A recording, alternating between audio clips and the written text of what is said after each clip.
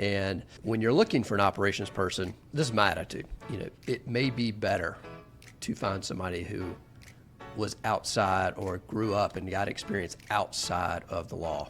Maybe not, depends, but maybe that's the way to go. I used a recruiter. I was very specific. I don't want law firm experience. I did not want law firm experience. And so within the COO realm, there are years of experience that are required depending on what you want to achieve. Scaling and scaling by acquisition and scaling with different market penetration verticals. We went through everything. And you need to differentiate between operators that are used to startup environment versus operators that are used to like working at Nabisco and they're used to having $1 billion budget, right? So the funny thing is, it feels like a startup here now. Like the excitement, the energy. My firm is abuzz every day with activity and growth, and like 2026 is not even a question. I can't imagine we're not doubling our revenue in 2026. Right? We have different things in play, different people in play, but it's super exciting. Welcome to the Founding Partner Podcast. Join your host, Jonathan Hawkins, as we explore the fascinating stories of successful law firm founders. We'll uncover their beginnings, triumph over challenges, and practice growth. Whether you aspire to launch your own firm, have an entrepreneurial spirit, or are just curious about the legal business, you're in the right place. Let's dive in. Welcome to Founding Partner Podcast. I'm your host, Jonathan Hawkins. I'm excited. We've got a repeat guest today. We've got my good friend, Tona, back on the show. He was on over a year ago. It's been a while. He was one of the early guests. And for those who know Tom, he's everywhere. He's got his own podcast, Lead Counsel Podcast. If you're not subscribed, you need to do that. He's prolific on LinkedIn, and we've gotten to know each other the last 2-3 years. And Tom's doing some really cool stuff. But one of the reasons why I wanted to get him on here is there's a lot of talk out there about growing your firm to 7 figures, and that there's a whole host of challenges and problems that you encounter there.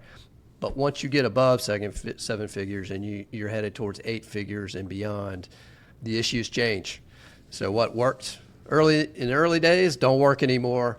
And Tom is pretty far along on the path. So I wanted to talk about some of the things that he's encountered from doing this for a long time and as the firm has gotten much, much bigger. So Tom, that was a big intro, but welcome to the show, man. Thanks for coming back on.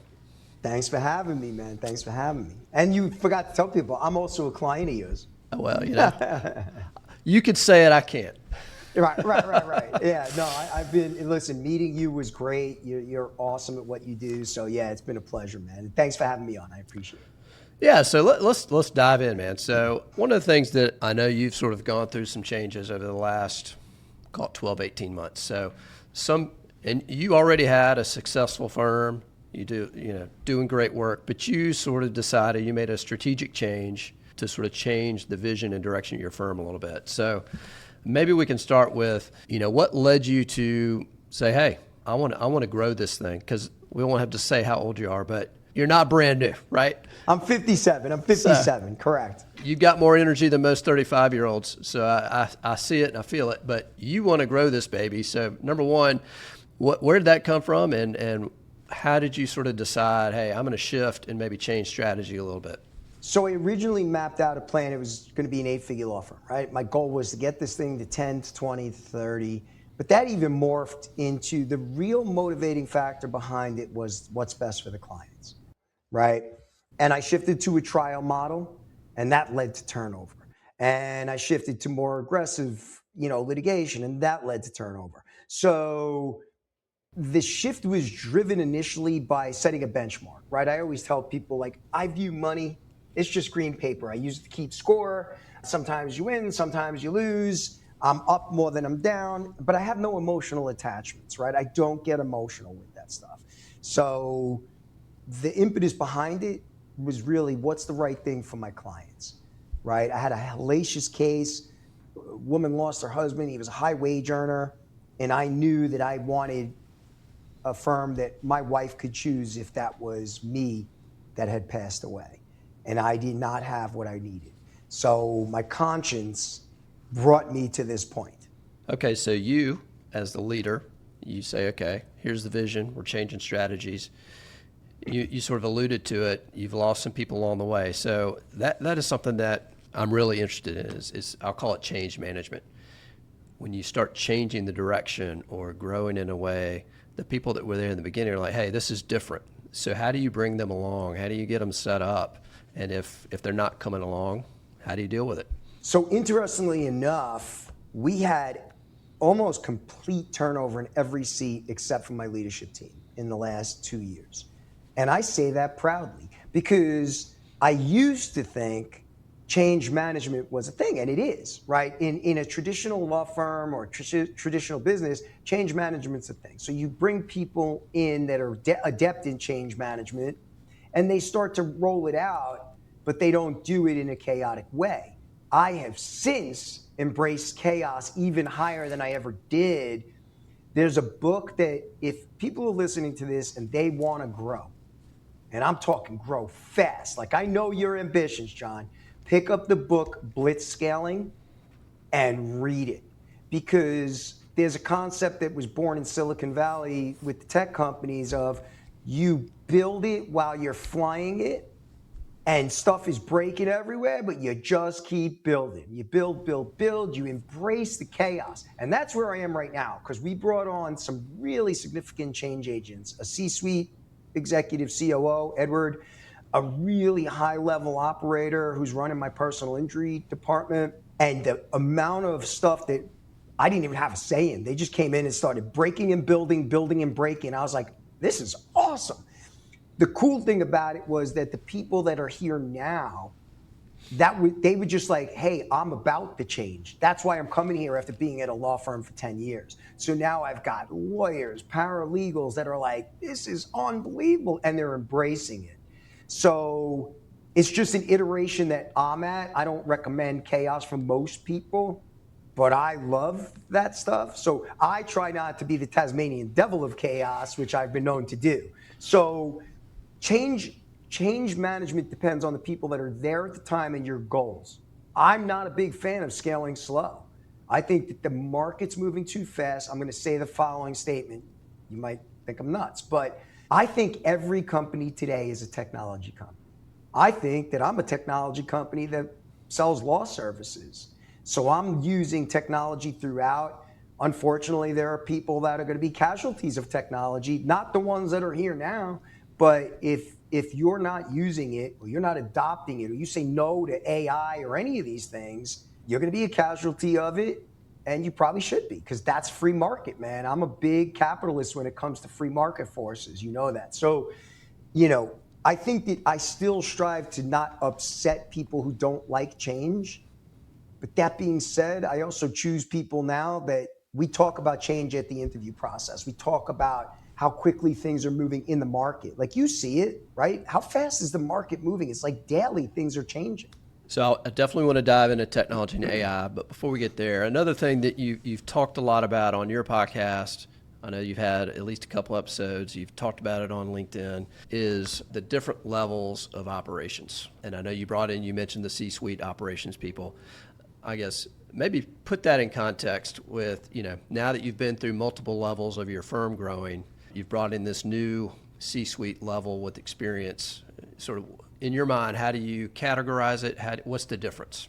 There are 3 levels of operations, right? There's the operational firefighter. That's what I would call an operations manager.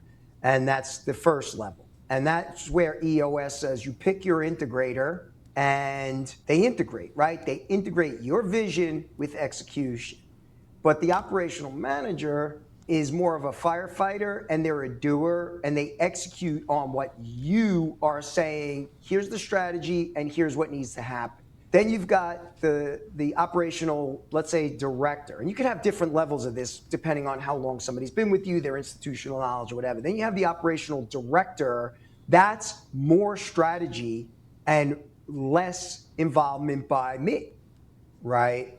And then you got the C-suite operator. And then when you unleash all 3 levels, all of a sudden, like, I have new technology. I'm not even involved in it. I don't even know. They're like, hey, we ordered your new stuff and we're getting rid of the old stuff. New software, new hardware. Everything changed in a matter of 90 days, all for the better. And then they weave AI into all the processes, all the seats. Now you marry that up with like a very senior operational manager, and that person's got institutional knowledge. And as long as you do that the right way, right? Because a C-suite executive is way different than those other levels. As long as you do it the right way, everybody still has tremendous opportunity, tremendous growth, because they're different jobs. Like my C-suite, I'll be very specific because everybody knows who my second in command was and who is now. He didn't replace my integrator at the time, Janira. On this chart, he's the COO. He replaced me in operations. I fired myself from operations. Janira is still one of the most important people. Janira's still got a very important job with broad institutional knowledge. And you need, as you grow and scale, broad institutional knowledge and depth of expertise in that, as well as highly specialized knowledge in operations.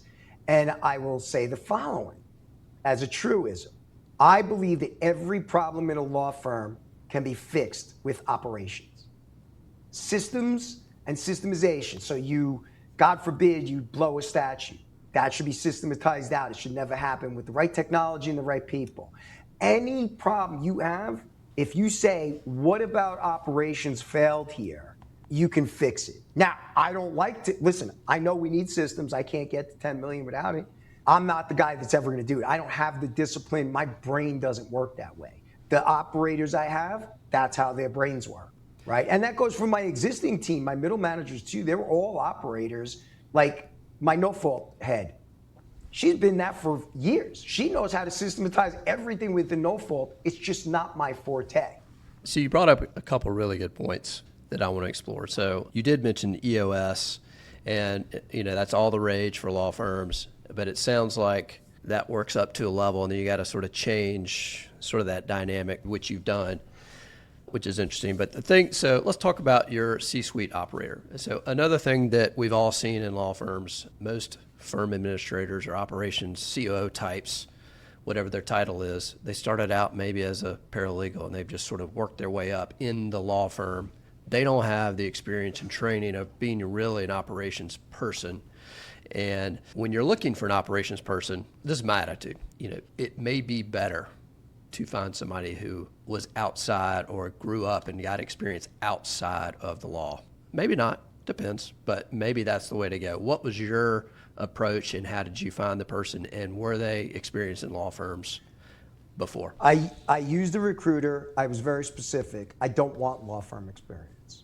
I did not want law firm experience. And so within the COO realm, there are years of experience that are required depending on what you want to achieve. Scaling, and scaling by acquisition, and scaling with different market penetration verticals, those all require a lot more experience. So I said, I want a top tier COO, 25 years of experience. Right? And I had the price brackets lined out with me with the recruiter. We went through everything. And you need to differentiate between operators that are used to startup environment versus operators that are used to like working at Nabisco and they're used to having $1 billion budget, right? So the funny thing is, it feels like a startup here now. Like the excitement, the energy. My firm is abuzz every day with activity and growth, and like 2026 is not even a question. I can't imagine we're not doubling our revenue in 2026, right? We have different things in play, different people in play, but it's super exciting. It's really, but that's kind of my personality. Like the more change, the better. The other thing that my attitude, and I think this is what you've done, is you're hiring for the person who's already done it, the person that can get you there. So you're sort of hiring ahead of where the firm is. It's like you want them to bring you there versus somebody who's sort of where you are now, right? Yeah. Patrick Wilson, I talk about him all the time. I was mulling this decision over, and he said, look, your next hire could be that mid-level director, right? He said, but I see the brilliance of what you're doing to the extent like you just want to skip a step. You're willing to pay for it. You're not scared of the price tag. and it's just going to get you there faster. Like, I didn't want to go iteration by iteration, and I got super lucky because in the whole process, as my head of personal injury, I hired somebody who was a legit director of operations at big law international firm, and she wanted to go back to her roots of B2C personal injury, and she came on, and I'm like, oh, I knew 5 minutes into the interview, I was like, I got to have this woman on my team, get her whatever it takes, you know? So it's the equivalent right now of bringing a cannon to a water pistol fight because I got so much operational strength. But the great thing is I don't have to do anything in operations anymore, which that's been in my gauge point where I get sick of something, I'm done. I got to hire that replacement for me. So. And the other thing that, I guess, 2 points for people out there that, I mean, you're far along. I mean, you've been doing this, you have the resources to be able to invest this way, but you're going to have to invest and spend probably more than most people are spending, and you got to be able to do that. So for people out there that are thinking about it, maybe there's a time to do it, and you got to sort of wait till that time is right. Yeah, listen, I couldn't have afforded it, 10 years ago. I would have been terrified of the price tags. And you got to be able to wrap your head around that level of investment. I mean, I just listened to something. John Morgan was on a podcast. He was talking about how he's investing in his New York City and LA offices. Those offices will run in the red. They're still in the red since he opened them. But there becomes a bounce point after the investment where all of a sudden you reach critical mass. All the cases are starting to settle. The lawyers that are there are taking verdicts. And then your investment crisscrosses with your cash flow, and you're not only in the black, you're hockey sticking up. I think next year is that for me because I've been investing time, money, people. And so, we have all the pieces in place, and now we are just sewing up the marketing piece, and we're set for next year. Real quick, if you haven't gotten a copy yet, please check out my book, The Law Firm Lifecycle. It's written for law firm owners and those who plan to be owners. In the book, I discuss various issues that come up as a law firm progresses through the stages of its growth, from just before starting a firm to when it comes to an end. The Law Firm Lifecycle is available on Amazon.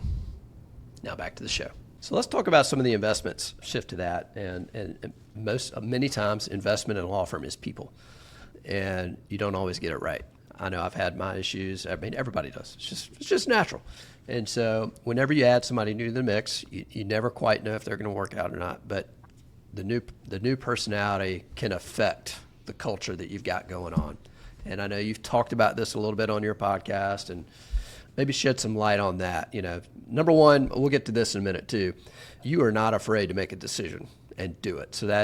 And you make decisions. We'll talk about that in a second. But you made some decisions, brought people in, and then things happened and you had to make more decisions. So maybe give us some perspective there. Yeah, so my decision-making style is I'm a quick decider. I think very fast, and I need 30 to 50% of the data, and I have a high accuracy rate and trust in my decisions. The decision-making that you go through is never going to be perfect, and you will make mistakes when it comes to people because that's the wild card, right? People are not data. People have emotions, people have families, people have issues. So you can't get that right all the time, but you have to be willing to make mistakes, dust yourself off. And I went into a funk on a decision that I made on, let's call it, XYZ seat. And Patrick Wilson, again, to the rescue, was like, hey man, just call this version 1 and now you're on version 2. No one gets it right at version 1. And there's a rule of 3 that, like Seth Price always says, you typically have to go through 2 people in every new position you create before you actually figure out what you want it to look like. Now, I've gotten lucky to the extent that certain ones I waited so long for, like the operational role for personal injury, that by the time Louisa walked into the interview, I knew exactly what I wanted. And she started talking, and it was like the angels were singing to me. And I was like, she's got to be on the team. She's got to be on the team. And it was kind of the same thing with Edward. Like, one of the things I have done pretty well, even with like real estate, my wife would be like, I want to look at a house, right? I look at 100 houses to figure out not the perfect house, to figure out the market, the true value, and what I don't want, right? And it's kind of the same thing with talent.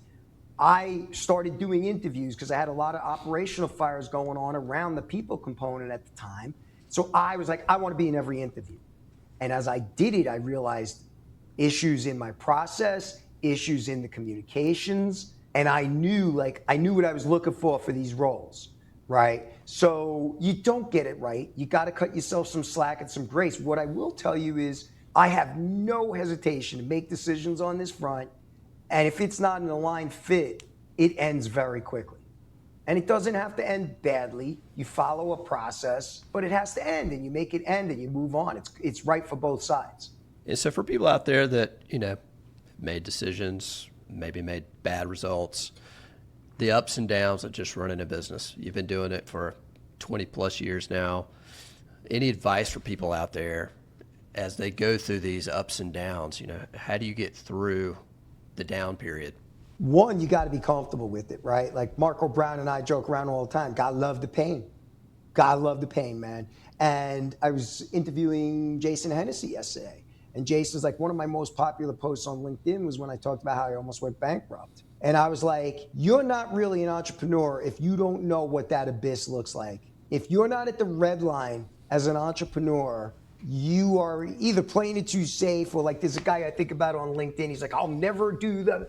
He's got a comfy job. I'm building something different with leverage points, right? I don't want to work on files anymore. I'm very clear about that with clients, with my team. Like, I don't want to do it anymore. It doesn't challenge me. It's not where my passion is. So cut yourself some grace, but you got to know yourself.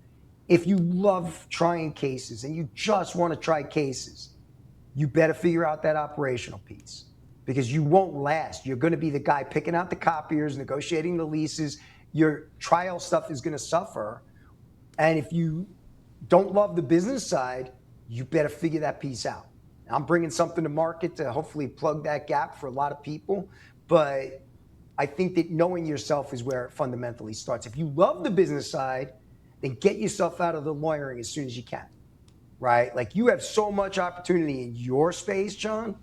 If you love the business side and that's where you want to be, your biggest priority's got to be, how do I get myself out of the lawyering, right? Because you being in mediation for 2 days straight, you can't grow the business, right? We got it done. We did get it right. done. Yeah. Right. I'm with you. I'm with you. Trust me. Okay, let me ask this. We talked about you make a lot of decisions, speed decisions. You take risk. You're not scared to do these things. But the other thing that I know about you is you're also financially responsible, I'll say. At least that's my sense from conversations we've had.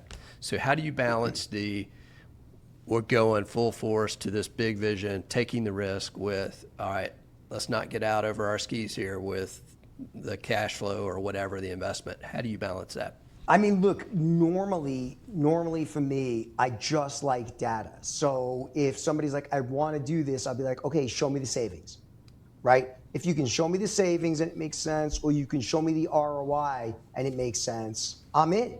I'll figure it out. The money's typically never the problem, right? Because the money will come if you've got cases coming in and you've got excellent lawyers. I think that's one of the keys that has been a game changer for me, is not compromising on lawyers regardless of what it costs to acquire them, right? To get them in-house, what does it cost to get an excellent lawyer? And that's where a lot of people are not going to be ready to hear what I'm about to say, which is, if there's not a 2 in front of it, you're not replacing yourself for a base salary in a major market. Like, you run a big law firm, John, and you're growing leaps and bounds daily. You're going to say to yourself, I need a lawyer to replace me. In a major market, you're not getting that for $100,000 to $150,000, nor should you, because you know what excellent work looks like. The day you bring them on, it's their job to then justify the ROI. put the $1 million plus a year on the sheet each, right? That's kind of how I look at it. And hiring excellent lawyers made all the difference in the world. All the difference in the world. Yes, it's expensive. And, the other thing for me, it's I see where I want to go, and I want to get there today, not a year from now. I want to get there today. But sometimes you just have to take it step by step to get there, and then it could be an exponential. It could be that hockey stick. So let's talk about plateaus. I know everybody goes through the plateaus, and the chaos you mentioned a minute ago. I think the chaos is when you're moving from one plateau maybe to get to the next one. So maybe take us through maybe the history. You don't have to go through every part, but you've experienced the plateaus, and what's it like jumping up to the next one? Yeah, look, it's chaos. All of it's chaos, right? Like if you open a law firm and you want to be more than just running files and making $500, $750 a year, then you have to leverage, right? Like there's only one John, there's only one Tom. So if I still wanted to do all the personal injury cases myself, I could probably run the inventory I have with a bunch of paralegals and a bunch of legal assistants, but my days are going to be consumed with running those files, right? So the plateaus are where you have to kind of stabilize the growth, right? And sometimes you'll go down, like COVID. That was a terrible year for me, 2020, 2021, and 2022, because the courts weren't open to give me trial dates, right? They were open after a certain point, but they just weren't letting us get to trial. So the plateaus allow you to get a solid foundation so you don't then backslide beyond that, right? So you want plateaus. You want to have a breather to say, okay, we've come this far, now what's next, right? What's the next level? And that's really all it is new levels, new devils. That's what I always say. Yeah.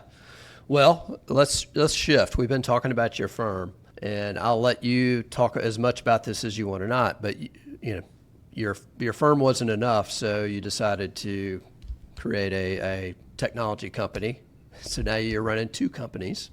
Right. So let's just add to the chaos. Right. So number one, tell us about that as much as you want and how that's going, and how do you balance your time and your energy and focus between the two? So the interesting thing about that is the feedback I got from one of my masterminds was excellent. I'm standing up at the front of the room, and they all know me, right? They know my frenetic energy, and they're like, look, if you hire this C-suite for your law firm, you better figure out a way to stay out of his way, or you're going to make this guy bananas or this lady bananas, and they're not going to want to work there, right? They're not going to want to work with you because you can't just keep hammering. Leave them alone. Let them do their job. At the same time, you had convinced me, you planted the seed for MedLaw RCM, my software company, God, a couple of years ago now. You were like, you need to think about this company in a monetizable way. And I came across another operator who was a high-level CTO, CIO for a very big hospital system for like 20 years. And the stars were in alignment because I needed to get out of my way of my law firm COO and just let him do his thing. And the people here, right? They don't want my involvement 24/7. That's not what people want. People, even from the time they're kids, what do kids say? You have kids, what do they say? Mine. One of the first words they learn is mine. People want to own stuff, right? Decisions and consequences. People really want to own it. Adults, right? Real professionals want to own things. So I had to figure a way to insulate people from the way I thrive and work and all of that stuff. That doesn't mean I'm hands off. I'm hands on. I'm here every day, but I'm having a blast. But I found Linda in the tech space through a friend of mine, and it was like a godsend because she's a COO.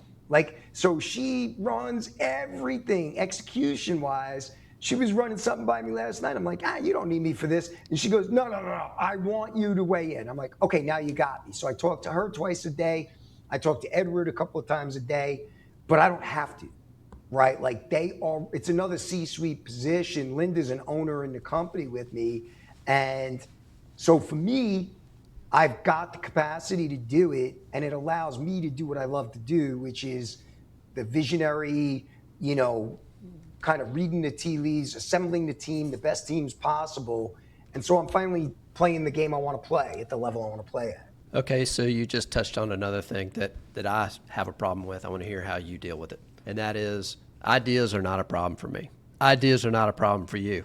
The problem is, how do you know what to focus on? And how do you not frustrate the hell out of all your team throwing all these new ideas at them? So what strategies do you use to keep the focus? I use a tool called 90.io, which is like a sandbox software. So like instead of hammering Edward with 50 texts by 5 o'clock in the morning, I put everything on there. We do a same page meeting on Mondays at 10 o'clock and a wrap up same page meeting on Fridays at like 2, 3 o'clock. My team comes to me because a lot of them now are doing this blitz scaling project we're working on, but we do it in an organized way. You know, they'll send me a message or whatever it is. I don't go below my leadership team at all, because then the people that are producing the work are going to be impacted. How I choose to focus is, number one, my law firm is my bread and butter, so it gets all my attention. The software is something that Linda is a high-level operator in software. Quite honestly, I'm not the guy that should be operating in software, so I let her handle it. Her and I talk.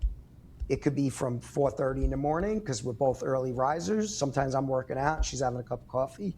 By 8 o'clock, I'm at my desk on the law firm, but almost every night we talk from 5 to 5:30 or 6 when I'm driving. And believe it or not, it's the perfect cadence because she doesn't, again, high-level operators want to run things.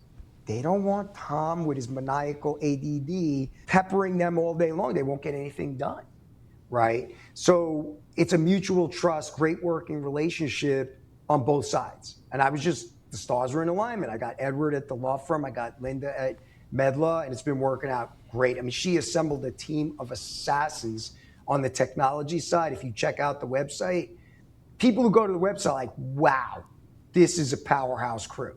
Nice. Okay, one more topic, and then we can wrap it up. First off, the stuff you put on LinkedIn, great. It's been that way for years. If anybody out there doesn't know you, is not following you, they need to follow you. Awesome. And the thing that I really like it is you're brutally honest, and you just throw the stuff out there. I can tell the stuff you're working on and the stuff you're thinking about because you just put it out there, and it's really good stuff. So everybody out there, go follow this. Go follow Tom if you're not already. The question I want to wrap up with is, as you look back, again, there's a lot out there about getting to seven figures, whatever. You're past that. I want to talk to the people who are already past that, looking for 8 figures, maybe double, triple 8 figures. What's some advice you have out there, maybe to the people out there that are about to embark and go down that path? To me, it's pick your lane. I know very few people that can scale a law firm and be the doer on the files. I do know one or two. I don't know how they do it. I can't do it. Like, I just couldn't do it. But that's just me. Maybe I'm missing something genetically. I don't know. But for me, what I find is pick your lane. If you're a trial lawyer and you can take an 8-figure verdict, you can figure out the operational piece. There are different business models you can embrace. There are different people you can embrace. You probably won't even know what they are if I talk to you about them. But if you want to turn into a massive powerhouse trial firm, I mean, it's always a two-pronged approach. I observed it when I studied John Morgan's business model. He teamed up with Keith Mitnick. John didn't want to try cases. He was the first guy to say, I'm never trying cases. I could care less. But he knew business. So he teamed up with the trial assassin, you know? And so to me, there are definitive lanes and very few people can navigate both. You're probably not the outlier, right? If you sit down and you really map it out, you're not the outlier, right? If you're a great businessman, you may have tried cases. I did, but I was a journeyman, man. I never rang the bell for 8 figures. But then I talked to a guy like a John Eustace. I'm like, oh, we could do a lot of business together. Or Andrew Finkelstein in the city, because I'm a business guy, right? We can joint venture. I got trial people on my team. You guys can work together. It'll be a blast. I really like doing business with people that I enjoy. I would say to people, sit down and be self-aware and pick your lane, right? So in the context of the transactional stuff, if you love doing the transactional stuff, John, I would never take you off of it. If you are the hungry business leader I know you are, and I was coaching you, I think you coach with Patrick, right? Don't you coach with Patrick Wilson? Yeah. First thing I'm going to be like, okay, you're in a good place. how do we get you out of files, right? How do we get you traveling around the country, making joint ventures with other, law firm GCs that can do what you can do? So when somebody calls you from California, you got it locked down. You know what I mean? That type of stuff. Yeah. It's really hard to do both. You want to be doing that on a plane when you're flying across country, or would you rather pay an attorney really, really well, so well that you don't have to worry about the work product, right? So pick your lane. That would be my advice to anybody who's looking to go from 7 to, if you just broke $1 million and you're looking to go to $5 million, that I could talk about. You gotta pick that lane, unless you're like the wonder kid, Great advice, Tom. Thanks for coming on, buddy. There's so much more we can talk about. I'm going to get you on again. Anytime, Because man. as I read your LinkedIn post, I'm like, all right, I got to ask him about this. I got to ask him about that. It's Anytime, man. So anybody out there, follow Tom on LinkedIn. Go get follow his podcast, Lead Counsel. He's got great guests, great standalone episodes, really, really, really good information. I was talking to somebody in my office this morning about, and these are some of your old episodes, about your onboarding process for employees. Really, really quality stuff. So anybody out there who wants to know about a quality onboarding process, go listen to those. I think there's like 3 or 4 or 5 episodes. So, oh, that's awesome. Yeah. Anyway, so other than LinkedIn and Lead Counsel, what's the best way to find you, Tom? That's it, man. LinkedIn, you can go to my website, tonalaw.com. We're in the process of a bunch of revisions marketing-wise right now, but, I'm around everywhere. You can just hit me up. I answer everybody, every text, every DM. I do it. I'm always on the fly. So. And if they got a PI case in New York, they need to call you, right? I'm your man for any personal injury cases in New York. Absolutely. Absolutely. Sweet. Tom, thanks again, man. Thanks, John. Thanks for listening to this episode of the Founding Partner Podcast. Be sure to subscribe on Apple Podcasts, Spotify, or wherever you get your podcasts to stay up to date on the latest episodes. You can also connect with Jonathan on LinkedIn and check out the show notes with links to resources mentioned throughout our discussion by visiting www.lawfirmgc.com. We'll see you next time for more origin stories and insights from successful law firm founders.